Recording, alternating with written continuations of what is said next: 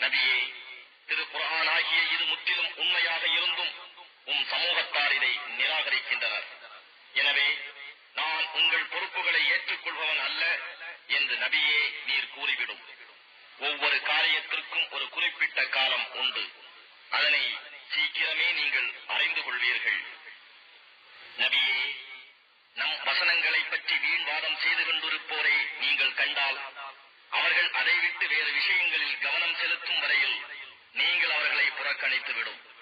இக்கட்டளையை விட்டு ஷைத்தான் உம்மை மறக்கும்படி செய்துவிட்டால் நினைவு வந்ததும் அந்த அநியாயக்கார கூட்டத்தினருடன் நீர் அமர்ந்திருக்க வேண்டாம். வீண் விவாதத்தில் ஈடுபட்டுக் கொண்டிருக்கும் அவர்களுடைய செய்திகளின் கணக்கில் பயபக்தி உடையவர்களுக்கு யாதொரு பொறுப்பும் இல்லை. எனினும் அவர்கள் பயபக்தி உடையவர்களாகும் பொருட்டு அவர்களுக்கு நல்லுபதேசம் செய்வது பொறுப்பாகும்.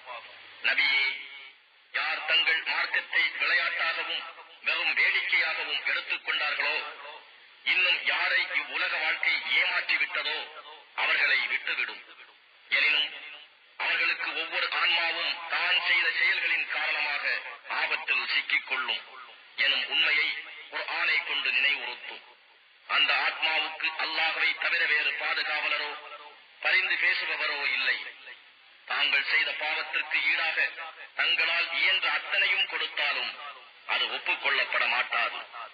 இவர்கள் தாங்கள் செய்த செய்கைகளாலேயே தங்களை நாசமாக்கிக் கொண்டார்கள். இவர்கள் நிராகரித்துக் கொண்டிருந்த காரணத்தால் இவர்களுக்கு கொதிக்கும் நீரும் துன்புறுத்தும் வேதனையும் உண்டு.